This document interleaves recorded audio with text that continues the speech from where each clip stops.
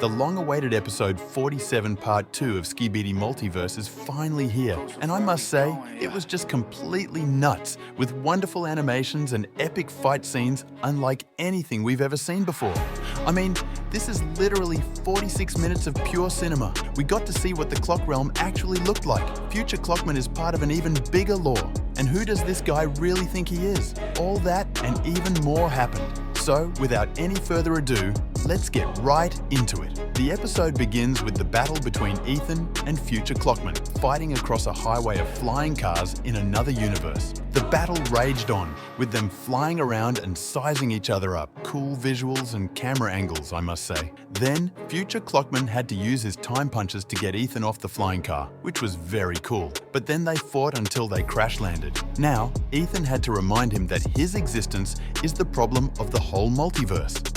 He fired back, saying maybe Ethan's too weak to find a better solution. They charged up and fought even more, until Future Clockman was overwhelmed by his attack. He landed on his back and Ethan confronted him, saying he's the reason that Sinister is destroying multiple universes. But Future Clockman responded, standing his ground, saying his existence is not in vain, that he's doing it his way, and he teleports out of the battlefield. Ethan gets angry and calls on the rest of his friends, ordering them to spread out and find him. Aiza tried to calm him down, but he protested, asking her if she's manipulating him. I guess that's her power, being able to manipulate others. But I guess it works on both non-clocks too? Maybe. She denies that she's using her powers. So, he orders them to find Future Clockman and he walks out. Meanwhile, at the location where the Clockwise teleported them with the sword, we see Cam Prime, Metal Drill, and the Clock Titan. Now they have to face off against the Anomaly Titans in this location. So, they attacked them in a fierce battle. I didn't really know the Anomalies were this strong, but they sure packed a punch. They fought for a long time trying to destroy these Titans, but they just didn't stop coming, until Cam Prime decided to step up, using his hammer to crush the TV Drill Anomaly, because I don't know what to call it. The other one got angry and decided to attack, and was caught in a deadly headlock. His head was smashed to pieces. I must say, Cam Prime really stepped up his game at this point. This made the rest of the Anomalies lose hope and scramble away like rats. Now they have to continue their journey, where the Clock Titan would go on his quest to save the multiverse. The Clock Titan had to say he was sorry for their loss, but they didn't blame it on anyone, saying what matters now is to keep going forward. Then, Metal Drill hands over the sword to him, saying he'd better save the multiverse. You could sense the frustration in his voice. Then they continued on their journey, Metal Drill climbing while they flew past him. I bet Bro wishes he could fly too, as he shrugs at them with scorn. Like, talk about showing off. Maybe he should have at least gotten a jetpack, right? Eventually, they arrive at the location, but they had to tell him they won't be able to enter whatever domain or dimension it is, as it's not suitable for their species. I guess it's a clock thing. So, they part ways. But in all, they had supported him massively in the journey. This is where they go separate ways, hoping to meet again someday. However, in another scene, continuing from that battle against Gman, the Pencil Woman is still under attack from the clones. They are not ready to back down. As they surround her, they use their blasters all around her. She uses her shield to protect herself, and she creates a clone of the Drill Titan to protect her as it rips apart some of the Jimmy clones. She creates another clone of the Clock Titan also, and the battle rages on. Now it's kind of balanced out. But we all know the clones are made of paper, so the attacks start having a toll on them. The Drill clone is raging and destroying more clones. But then a massive ball of flame appears, and suddenly the Clock clone is getting destroyed by the heat from the blasts. We then see the giant mech that Professor Kleiner normally rode in.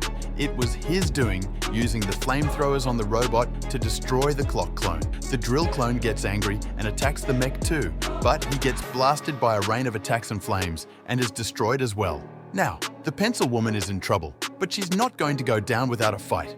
The clones all go in for an attack. She stands her ground, fighting ferociously, using every ounce of energy she has left. She creates machine guns and uses them to take down the clones, which I thought was very cool and smart to give her an advantage. But despite all this, it was not enough. They just kept on coming. She then created a clone of the Drill Titan's blast in a final attempt, and this takes down a lot of the clones. But I guess she's already outdone herself at this point, and she slumps to the ground. I guess there's no TV to save her from falling this time, as Bro would be very busy too. Yeah, shit is very serious this time. Then Professor Kleiner, seeing that she's done, appears to want to finish her off. But before he does that, he gets a message from the commander, which I guess is telling him about the aliens and the bigger threat. I just wasn't ready to lose the pencil woman to this war too. That would have been heartbreaking. And then we got a continuation from where we left off in the Gman versus the Titans battle. Quite interesting. Gman was able to take down both the drill and speaker Titans. Props to him for that feat. But now he's up against the TV and camera Titans, and things are not looking well for the Titans. But they are putting in their all. The TV is making good use of his blasters, and the camera is flying around to give sneak attacks. He then uses a special type of blast that hijacks the TV's weapons, and they start attacking him.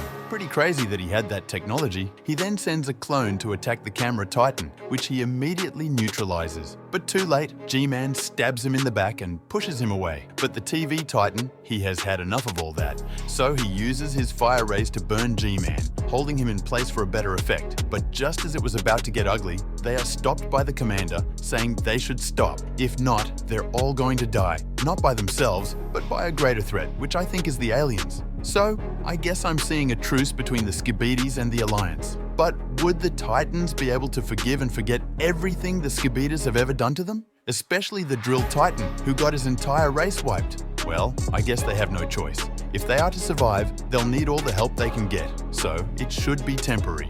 Meanwhile, a portal opens up, and we can see the Clock Titan in a very beautiful place. I must say, Dom Studio really stepped up their game with the visuals and animations overall, because it looks just so very beautiful. The music was calming also. The Clock Titan coasts along in the mysterious world, following the sword that would lead the way to his destination. And when he gets there, he meets Chief Clock and Elizabeth, which is Clockwoman. I mean, I really had hoped that she would survive or be revived, but this just confirms it. She didn't, which was sad, but he shows regrets for never being there to help. But you can't blame bro, it's war. People die in wars. Then, Clockwise comes in and joins the party. He urges him not to regret and reminds him that he came here to reach his full potential. Clock Titan then feels that this mysterious dimension feels like home, like it was waiting for him to come back. But he asks if it would be enough to defeat Sinister. Then Clockboss explains, saying Sebastian, which I guess is Sinister's real name. But like, why would you have such a normal name but be a universal terrorist devouring multiverses? Maybe names don't really matter. Clockboss explains that he's trying his best to hold the immense power he absorbed from the hundreds of Titans he destroyed. If he didn't hold himself, he would have exploded. He's saving all this power for the final battle against him. So Sinister was holding back in the battle against the Clock Titan, urging him to stop holding back. Pretty selfish of him. But then they go on to charge the core of the Clock Titan, making him even stronger. The boss then says they both will be able to use their full power for a brief amount of time, and in that time, he'll have the chance for one duel. Clock Titan was skeptical. He asked if it would be enough to take down Sinister in this true transformation. And Clockwise had to clarify that it doesn't matter.